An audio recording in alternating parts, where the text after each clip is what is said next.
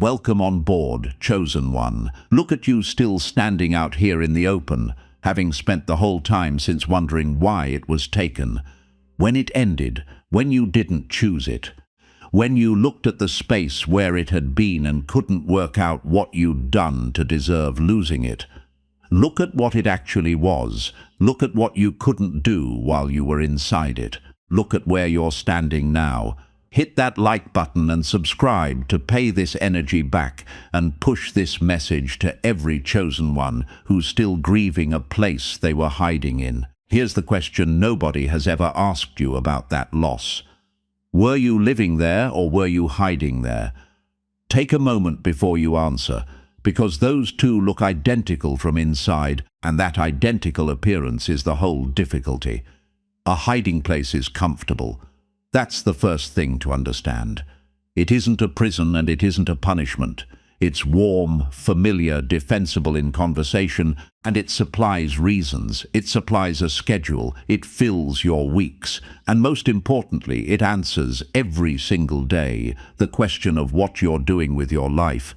And it answers it well enough that the question stops getting asked by anybody, including you. That's the function. Not comfort, not even safety. What a hiding place actually provides is a permanent, socially acceptable answer to a question you'd otherwise have to face. And you had stopped being able to leave it. Not recently, years before it ended. That's the part to sit with, because it explains the method. It wasn't allowed to wind down gently. It wasn't outgrown. You didn't walk away from it on a morning when you finally felt ready. It was removed while you were still holding on, because you'd have renewed it indefinitely, and something knew that. There was a time when it wasn't a hiding place. That's worth being fair about. When you first went into it, it was exactly what it appeared to be, and it served you, and you were right to be there. Everything that later became a hiding place was once a legitimate shelter, and that's precisely why nobody ever notices the transition. The transition happens in about a year, and it has no visible signature. One season it's where you live. The next season it's where you're not doing something else. Nothing about the place changes. What changes is what it's for, and nobody announces that to anybody. And once that happens, leaving becomes structurally impossible, not difficult. Impossible, because everything you'd need in order to leave you'd have to build, and you can't build it while you're inside somewhere that answers all the questions for you. And hey, chosen one, yes you, drop a comment with the number 777, not for superstition, not for good fortune, as a signal to the universe that you're finished grieving a place you wouldn't have left on your own. Because there's a particular kind of person who stays to the end of a message like this one. Most people scroll off the second it stops flattering them. If you're genuinely built for this, you'll feel the pull to stay to the very last word, and somewhere in here you're going to name the thing correctly for the first time. Now let's go through it step by step. And before we go one step further, understand how this stays standing. There's a link in the description. It's sitting in the pinned comment at the top as well, so you don't have to go hunting for it. That link is the only reason these messages keep getting made. It's held open by chosen ones who decided this work was worth protecting. If this is already doing something in your chest, that's your answer. Support it if you're able. Share the channel if you're not. Both carry the same weight here and nobody is keeping score.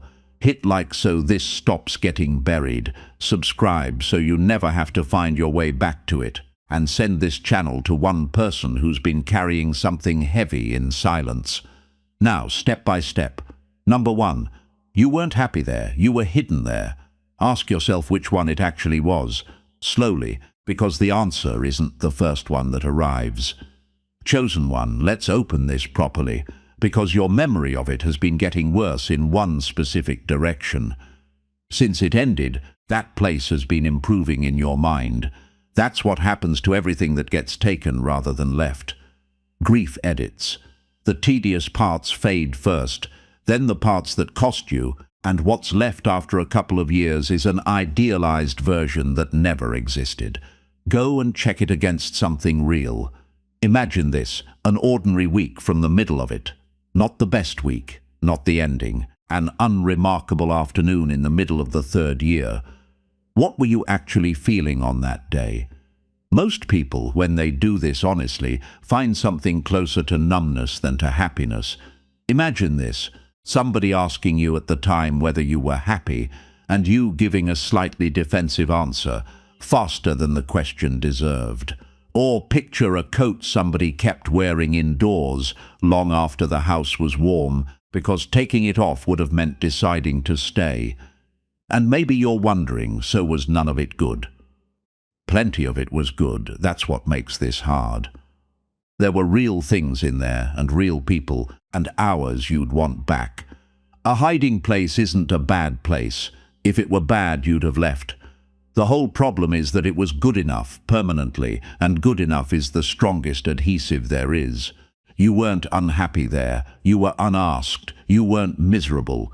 You were unmeasured, which is more comfortable and much more expensive. You didn't love it.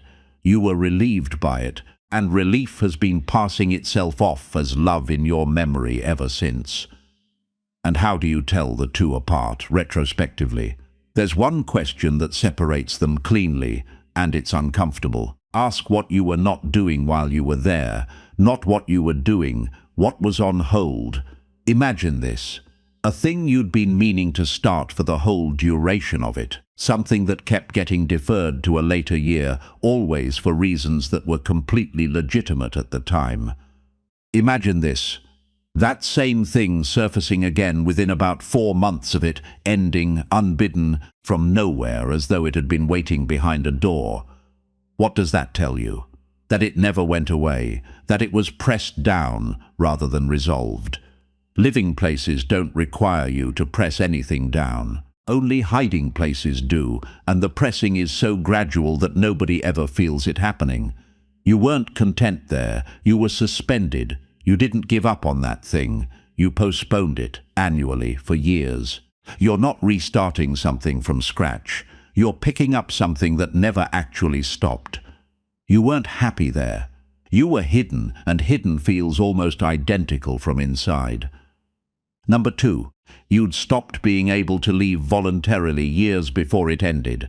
That's not weakness, that's arithmetic. Chosen one, this is the mechanism, and understanding it will stop you blaming yourself. To leave somewhere voluntarily, you need 3 things at the same moment: a reason to go, somewhere to go to, and the energy to move.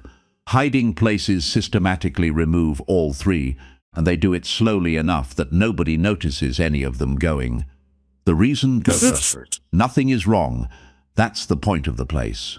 There's no crisis to point at, so there's no reason that would survive being said out loud to anybody. The destination goes second. You stop developing anything else because everything else is speculative and the place in front of you is real. The energy goes last, and it goes because a hiding place is quietly tiring in a way that never shows up as tiredness. Imagine this. You in the 4th year having a very brief thought about leaving on some quiet evening, and it dissolving within about 4 minutes because there's nothing behind it and nothing to move toward. Imagine this. That same thought arriving in the same form about twice a year for several years, and dissolving identically every time. Or picture a boat that's been moored so long that the rope has grown into the wood. So you might be asking, why didn't I just make a plan? Because plans need surplus, and hiding places run at exactly 0 surplus by design. Everything you have goes into the thing, and there's never quite enough left over to build the exit, and that isn't an accident, that's the definition. You weren't too weak to leave, you were structurally unable. You weren't lacking courage, you were lacking surplus, you didn't fail to go. There was no route out from inside, and there never is. And there's a specific self-accusation to put down here. You've told yourself you should have seen it, that other people would have left earlier, that there's some version of you with more courage who'd have walked away in the 3rd year and saved themselves the rest. That version doesn't exist and never did. Imagine this. Somebody standing in the third year with everything you had. The same reasons, the same absence of an alternative, the same complete lack of surplus. They stay, every time. Anybody would. Imagine this. The people you know who did leave things early. Look at them honestly. Most of them left because they were pushed, or because something arrived, or because the thing got worse. Almost none of them left from a standing start on the strength of clear-sightedness alone. Does anybody leave voluntarily? Very few. So few that the universe appears to have built a mechanism for the rest, and the mechanism is extraction. You didn't lack courage. You lacked the conditions courage needs. You weren't slow to act. There was nothing available to act with. You're not somebody who stayed too long. You're somebody who was in a place designed to be stayed in. You couldn't have left. That's not a failing, that's the design. Hold here for a second, chosen one. You're well past the point where most people scroll away. That says something about what you're actually looking for. If this is reaching you, keep the signal alive. The support link is in the description, and it's pinned at the top of the comments, so it's never more than one tap away. Every contribution that comes through it pays for another message like this one, for somebody who hasn't found their way here yet. Not everyone can give. Nobody here is asking you to. Sharing the channel costs nothing and travels further than money ever does. So take whichever one is yours, like the video, subscribe, pass this channel to someone who needs to hear that they weren't imagining it. Back to it, and there's a phrase you'll have used about it that gives the whole thing away. It's fine. You said that a lot. To people who asked, in a particular tone, quickly, without elaboration. Imagine this. Somebody asking how it was going and you saying it's fine and the conversation moving on and both of you being satisfied with that. Imagine this. Counting how many years you answered that question the same way. Fine is what people say about places they're in rather than places they've chosen, and nobody has ever noticed themselves saying it. That word was doing a lot of work. It closed a question every time in one syllable, and you were never once aware of closing anything. Number 3, comfort and safety aren't the same thing, and you'd traded one for the other. You had comfort, you didn't have safety, and you never noticed the difference. Chosen one. This is the distinction that explains why it had to go. Comfort is about how a place feels. Safety is about what happens to you over time. They point in the same direction for a while, and then they separate, and almost nobody catches the moment they do. A place can be entirely comfortable and completely unsafe if what it's costing you is time. Imagine this. 5 years passing inside something comfortable. Nothing bad happens in any of them, and at the end you're 5 years older with nothing added, and the absence of anything bad has been so persuasive that you've never once asked what was accumulating. Imagine this. Somebody in a genuinely uncomfortable situation for the same 5 years, who has been building the whole time because discomfort forces building, or picture a greenhouse. Nothing in it will die.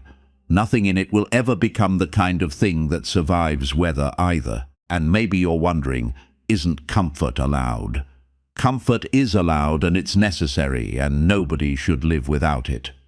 What's dangerous is comfort that has become permanent, because permanent comfort stops being a rest and starts being a location.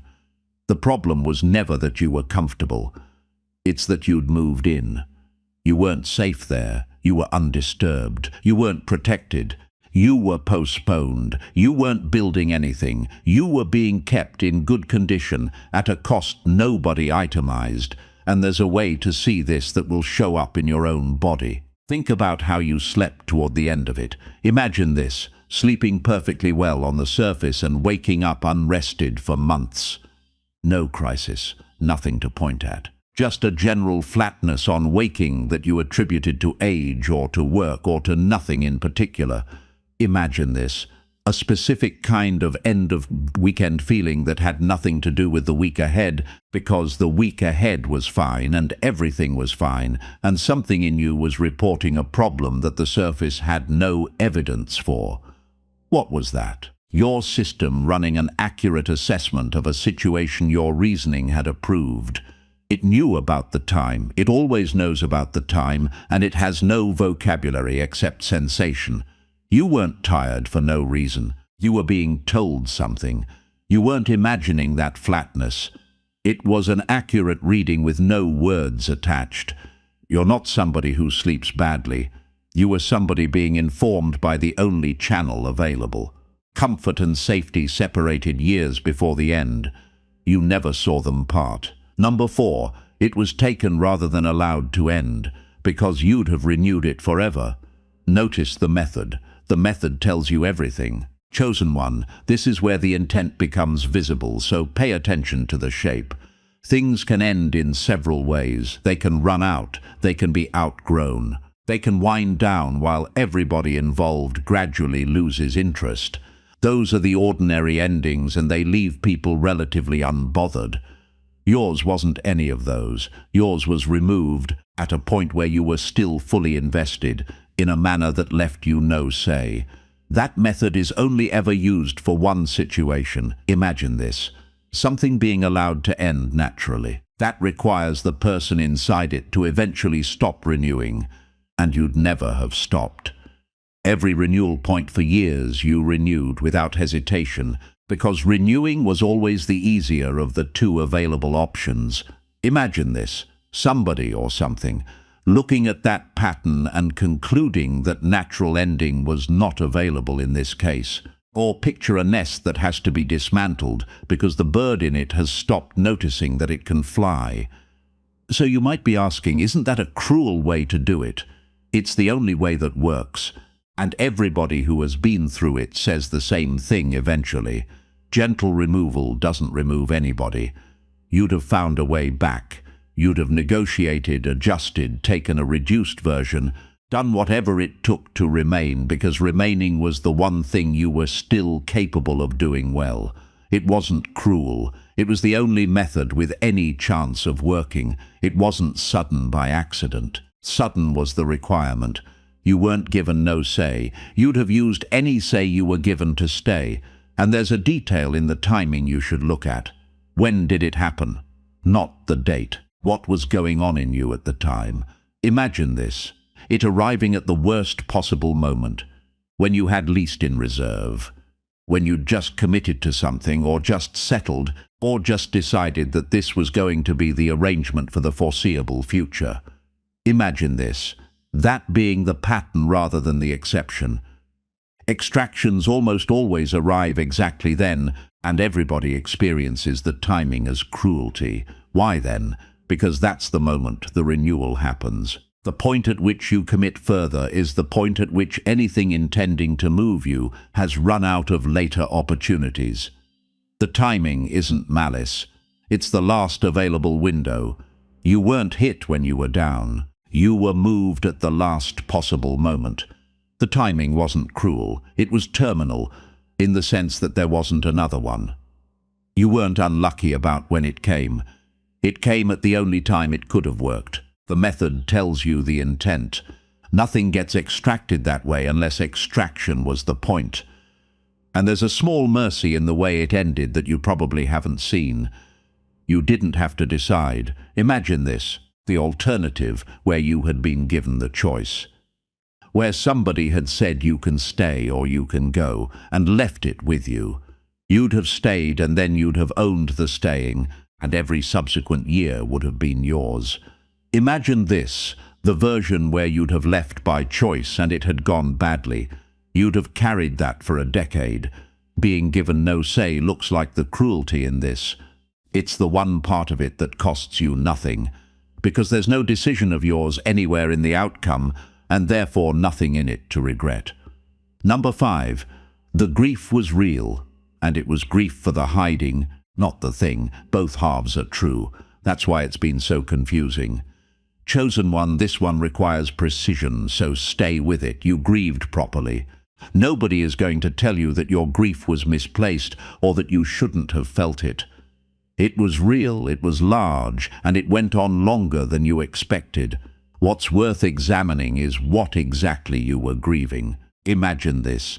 Somebody who loses something and grieves for months, and who, when they're honest much later, realizes that most of what they missed was the structure rather than the substance.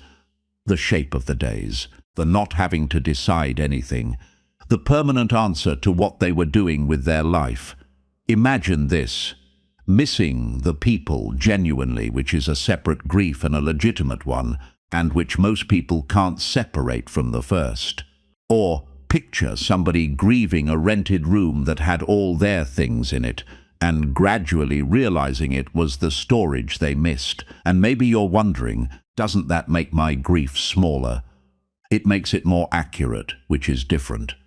Grief for a hiding place is real grief, because the hiding was doing something for you, and losing a function hurts as much as losing a thing. What changes with the accuracy is that you stop looking for a replacement of the same shape and start looking for the function instead.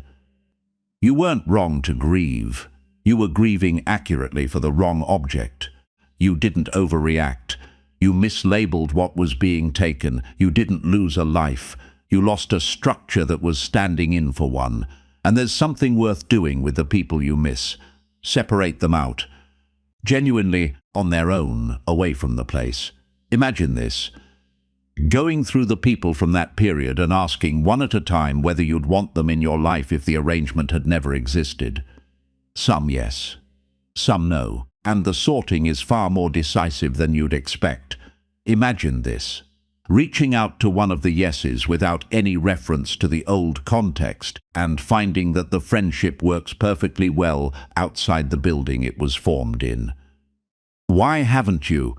Because contact would mean going near the whole thing, and you've been avoiding the whole thing, and the avoidance has cost you people who had nothing to do with the loss. You didn't lose those people. You've been avoiding a location they happened to be standing in.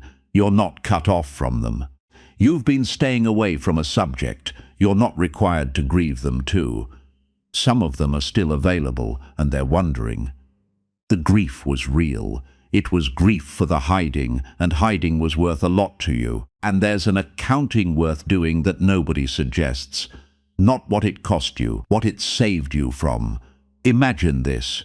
The version of your life where you'd left in the second year, on your own, with nothing built. It would have been harder than what actually happened, and it might have gone badly, and you'd have had none of the years of steadiness that place gave you first. Imagine this. That place having been genuinely correct for a period, and having become wrong later, and both of those being true of the same building. Why does that matter? Because you're at risk of rewriting the whole thing as a mistake, and it wasn't one. It was right, then it stopped being right, and nobody rings a bell at the changeover. Number 6, everything you were postponing became due the week it ended, all at once. Nothing arrives in installments. Chosen one, this explains why the aftermath was so much worse than the event. The event itself was survivable. Most people handle the actual ending better than they expect. What flattened you came afterwards, in the weeks and months, and you've never been able to explain why the delayed part was so much heavier. Here's why. Every question that place had been answering came back at once. Imagine this. All the questions that had been suspended for years, arriving in the same fortnight. What are you actually doing? Who are you without this? What do you want? What have you been avoiding? Not one of those had been asked in years, and every one of them came back the same week. Imagine this. Trying to answer questions of that size while also dealing with a loss. That's the actual load, and nobody accounts for it, and everybody experiences the whole thing as grief, because grief is the only label available. Or picture a debt with no interest that becomes payable in full on a single day.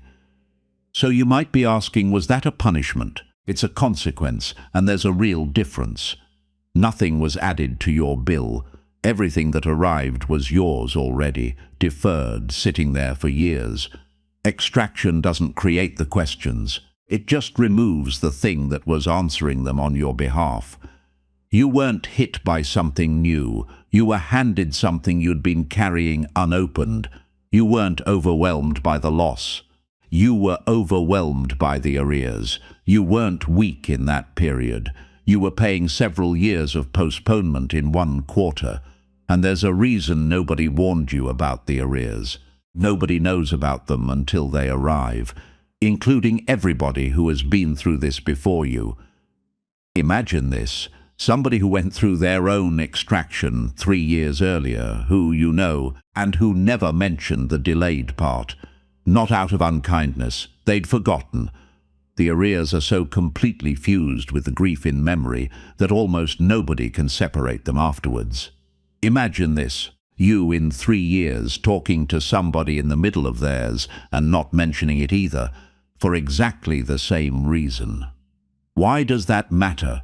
Because you've been thinking you handled it badly on the basis that nobody else seems to have found it this hard. Everybody found it this hard. The record is just unreliable, in a consistent direction for everyone. You didn't cope worse than other people. You've been comparing against edited accounts. You're not unusually flattened by this. You're normally flattened and unusually honest about it. You're not behind where you should be. Everybody's timeline for this is longer than anybody admits. It all came due at once. That's not punishment, that's what deferral does. And there's something worth checking about how you talk about it now. Listen to your own account of the ending. Imagine this, you describing what happened to somebody new and hearing yourself use the passive form throughout. It ended, it was decided. Things changed, not one active verb belonging to you anywhere in it. Imagine this, that being completely accurate, and you having felt vaguely ashamed of the accuracy, because a life described in the passive sounds like a life somebody isn't running. You weren't running that part. Nobody was. And describing it honestly isn't weakness, it's the only true version available. And every attempt to make it sound like a decision would be a lie in your own disfavor. Number 7, the exposure you've felt since is not danger, it's daylight. That feeling in your chest. You've been misreading it for a while. Chosen one, this is the part that will change how the next year feels. Since it ended, there's been a specific sensation. Exposed, visible, as though you're standing somewhere without cover and everybody can see you. And something could happen at any moment. You've read that as danger. It's the reasonable reading, and it's wrong. Imagine this, somebody who has been indoors for a long time stepping outside. The light hurts, everything is too loud. Their whole system reports threat accurately because the difference is genuinely large. Imagine this, nothing at all being wrong out there. The intensity being the ordinary intensity of not being covered, and the alarm being about the change rather than about the conditions. Or picture somebody coming out from under a hedge in the rain and reporting that the world has got significantly worse. And maybe you're wondering, how would I tell the difference? By what actually happens. Danger produces events. Exposure produces sensation and no events. Go back over the period since it ended and count the things that have actually gone wrong versus the number of times you've felt like something was about to. The gap between those two numbers is the whole answer. You're not in danger. You're uncovered. Nothing is threatening you. You've lost a covering and your system is reporting the loss.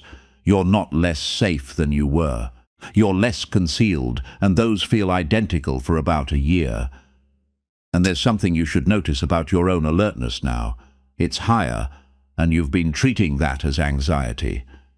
Imagine this, you reading a room faster than you used to, noticing things, registering the state of people in it within a minute of arriving. All of that is new or newly available, and it arrived at the same time as the exposure. Imagine this, that being the direct consequence of being uncovered. Covered animals don't watch. Uncovered ones do, and the watching is a capability rather than a symptom. Is it uncomfortable? Yes, and it will settle. What won't go is the capability itself, and in a year you'll be using it without the alarm attached, and you'll wonder how you ever operated without it. You're not more anxious than you were. You're more awake. You're not on edge. You're uncovered and paying attention, which is what uncovered things do. You're not damaged by the exposure. You're being upgraded by it expensively in real time. That's daylight, not danger. Nothing has come for you since. And there's a version of the ending you keep replaying that's worth putting down, the one where you could have prevented it. Imagine this. Going back over the last few months of it, looking for the point where you could have said something, done something, held on differently. Most people in your position have one specific moment they keep returning to. Imagine this. That moment not being a hinge at all, the outcome having been settled well before it by a process that had nothing to do with your conduct in any given week. Why does the replaying continue? Because a version where you could have prevented it is a version where you had control. And having had control is more bearable than having had none, even at the cost of blaming yourself. Number 8, nobody could have talked you out of it, which is why nobody tried. Somebody thought about it. They knew it wouldn't land. Chosen one, this explains a silence you may have resented. There were people who could see it. Not everybody, but one or two. Somebody in your life understood for at least the last couple of years that you were somewhere that had stopped being good for you. They said nothing, or they said one careful thing once and dropped it immediately when you got defensive.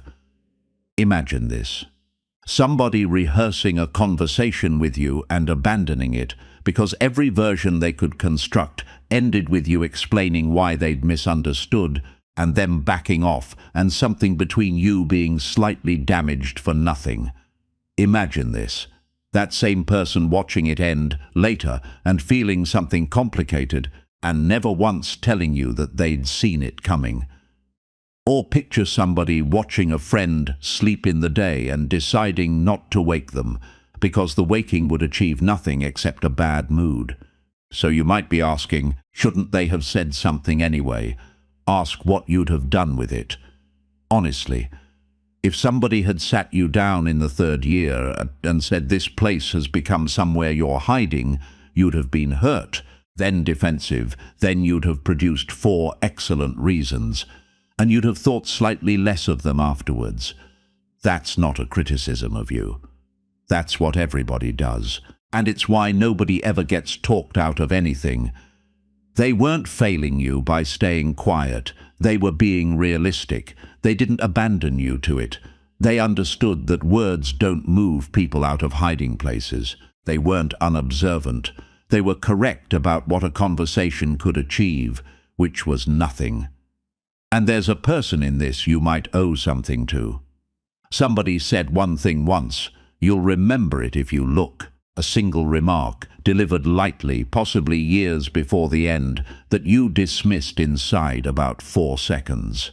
Imagine this.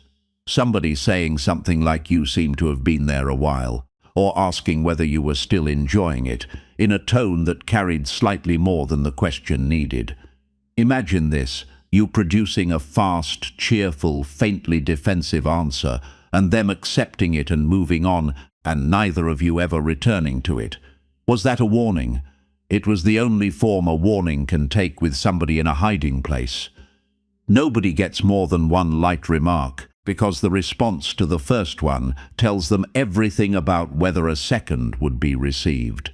You weren't unwarned. You were warned once, lightly, in the only register available. You didn't ignore anybody. You defended, which is what the defended always do. You're not surrounded by people who said nothing. You're surrounded by people who tried once quietly and got their answer. Nobody could have talked you out. That's precisely why it had to be taken. And there's a smaller version of this running elsewhere in your life. Look for the other coverings. There'll be 1 or 2. Imagine this. A habit, a routine, a relationship, something that answers a question for you daily and requires nothing in return. It doesn't have to be large. Most people have several small ones and one big one. Imagine this, recognizing them now while you're uncovered and can see clearly in a way you'd never have managed while you were still inside the main one. That clarity is temporary. It closes again once something new settles over you, and it's the single most useful thing about this whole uncomfortable period, and almost nobody uses it while they have it. Number 9. The replacement won't be a place, it'll be a capacity. You've been looking for the wrong shape. That's why nothing has fitted. Chosen one, this is the practical part, and it's the one that will save you a year. Since it ended, some part of you has been searching for a replacement, another arrangement, another structure that answers the daily questions. You may not have framed it that way, but the search has been running, and everything you've looked at has been assessed quietly against how well it would cover you. Nothing is going to fit, and it isn't because nothing good is available. Imagine this. Something comes along that would be genuinely good for you, and you find yourself hesitating, and you can't say why. What's happening is that it fails the covering test. It's good and it wouldn't hide you, and you've been shopping for cover without knowing it. Imagine this, what actually replaces a hiding place? Not another place. The capacity to be uncovered, which arrives slowly, and which you acquire only by spending time without cover, which is exactly what you've been doing whether you wanted to or not. Or picture somebody who lost a walking stick looking for another stick, when what's been happening is that their leg has been getting stronger the whole time. And maybe you're wondering, how long does that take? Longer than a year, less than you fear. And you're already partway through it, because it accrues automatically from every week you spend out in the open, whether or not you're enjoying them, and most of what you've been calling a bad period has been the accrual. You're not failing to find a replacement, you're looking for a shape that shouldn't be filled. You don't need another structure. You need to stop needing one. You're not without direction. You're between a covering and a capacity, and that gap always feels like nothing. And there's a specific temptation you should watch for over the next stretch. Something will be offered that would work as cover. Imagine this, an arrangement that isn't quite right, that would answer all the daily questions, that would be defensible to everybody who asks, and that you could be inside within a month. Imagine this. The relief of it, that's the dangerous part. The relief will be enormous and it will feel like rightness, and relief is exactly what a hiding place produces at the point of entry. How do you tell them apart? Ask whether it would require anything of you. Real places require things. Hiding places require only that you remain in them, and everything else is provided, and that provision is the whole tell. You're not being asked to refuse everything. You're being told what the tell is. You're not going to be able to avoid the temptation. You're only going to be able to recognize it. You're not looking for something that feels like relief. Relief is the symptom, and you've had it before. It won't be a place. It'll be a capacity, and it's already building. Number 10. You weren't evicted. You were extracted. One word changes the whole account. Say it once and hear the difference. Chosen one, this is the last one, and it's the one to walk out holding. Eviction is what happens to somebody who failed to hold something. It carries fault. It implies that with more effort, more skill, or better behavior, the person could have stayed. Every time you've thought about this in those terms, you've handed yourself a share of blame that was never yours. Extraction is a completely different operation. It's done to somebody who was fine where they were and who needed to be somewhere else. There's no fault anywhere in it, and there's no version where more effort would have changed the outcome. Imagine this, somebody pulled out of a place they'd have stayed in forever and spending years afterwards asking what they did wrong. The question doesn't apply. It was never a performance issue, and it never had anything to do with what they deserved. Imagine this, the same person year later looking back and being unable to imagine having stayed, not because it was bad, because they've become somebody the place wouldn't fit anymore, and the fitting stopped long before the extraction did. Or picture a plant lifted out of a pot it had entirely filled, roots circling with nowhere left to go, and the lifting being the only remaining option. So you might be asking, how am I supposed to be sure that's what this was? Look at what has become possible since. Not what's been easy, what's been possible. There are things available to you now that could not have existed alongside that arrangement. Some of them you've already touched. That's the evidence, and it's the only kind there is, and it's been accumulating quietly the whole time. You weren't evicted, you were extracted. You didn't lose your place, you were removed from one you'd have kept forever. You weren't cast out, you were taken out, and the difference is everything. And there's one last thing, and it's about how long this takes. You want it to be over. Of course you do. And the honest answer is that the uncovered period runs longer than anybody wants, and there's no version where it's shortened by effort. Imagine this. Somebody 2 years further along than you. They're fine. They don't think about the old arrangement much. And if you ask them when it stopped hurting, they'd have to think about it and they wouldn't be able to name a month. Imagine this. You, in 2 years, being that person to somebody else and being equally unable to say when it turned. Is there anything to do in the meantime? Nothing except stay out here. That's genuinely it.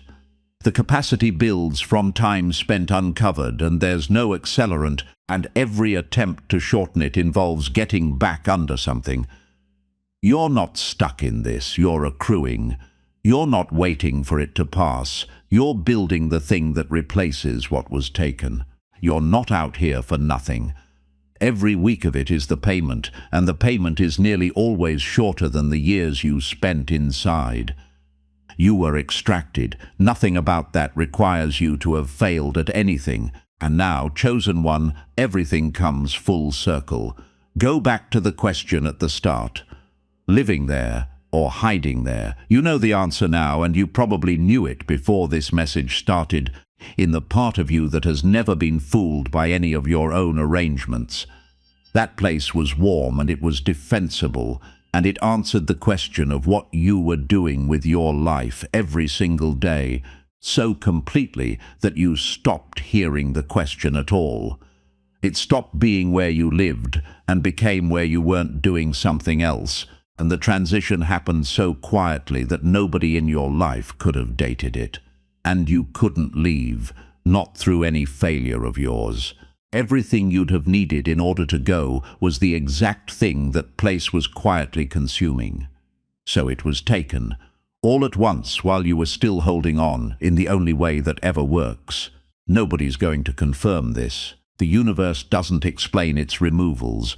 It takes things at inconvenient moments, in ways that look like loss from every angle available to you, and leaves you to work out the difference between an eviction and an extraction on your own.